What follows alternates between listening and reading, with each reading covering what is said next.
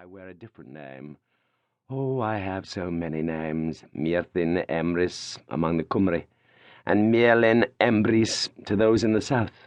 I am Merlinus Ambrosius to the Latin speakers, Merlin the immortal. I am Kentigern to the small, dark hill folk of the empty north.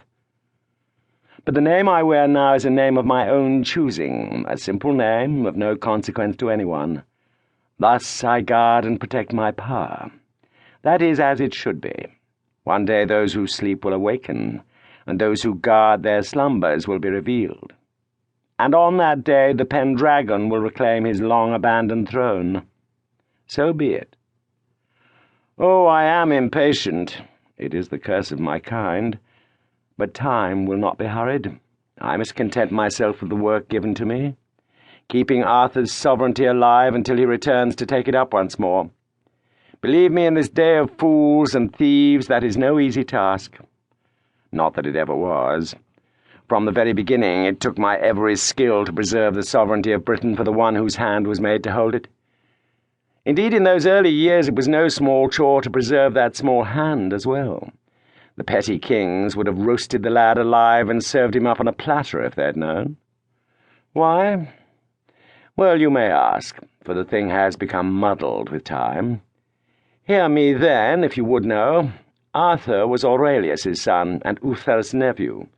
His mother, Igerna, was queen to both men. And while Britain had not yet succumbed to the practice of passing kingship father to son, like the Saxon kind, more and more men had begun to choose their lords from the kin of previous kings, be they sons or nephews, all the more if that lord were well liked, fortunate in his dealings, and favoured in battle.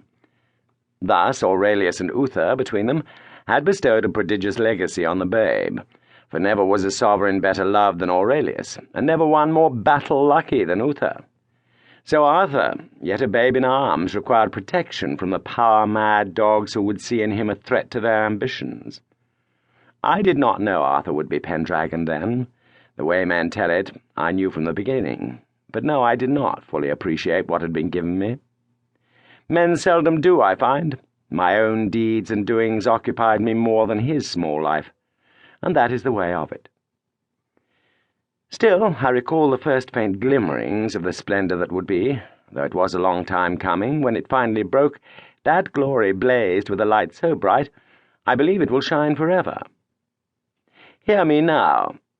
The nobles of Britain had been called to council in Londinium upon Uther Pendragon's death, to decide who should be High King, and there were plenty who thought to take his place.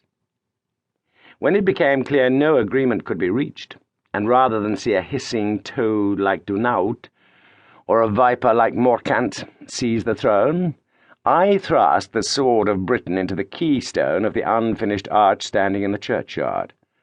"You ask for a sign," I shouted, my voice a roar of fury.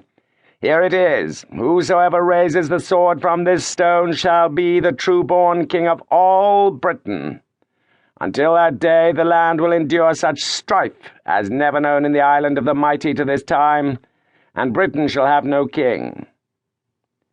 Then Pestilence and I fled the city in disgust. I could no longer abide the scheming duplicity of the small kings, so quit the council and rode with all haste to find Arthur. There was an urgency to my purpose, certainly, but even then I did not fully comprehend what drove me. I did not think him the future king, only a babe requiring protection, all the more since the high kingship remained unresolved. Even so, I felt an almost overpowering desire to see the child. The bard's awen was on me, and I could not but follow where it led. Later, yes, understanding would come in its own good time. But when I bade faithful Pestilence saddle the horses that day, I simply said, "Come, Pestilence, I want to see the child." And so we flew from Londinium as if pursued by all those angry lords we had left behind. It was somewhere on the road to Myrddin that I began to wonder if there was more to our speed than a simple wish to see Arthur. Indeed, something in me had changed. Perhaps it was the strain of contending with the small kings, or perhaps it happened when I joined the sword of Britain to the stone. However it was, this I know, the Merlin who had ridden into Londinium so full of hope and anticipations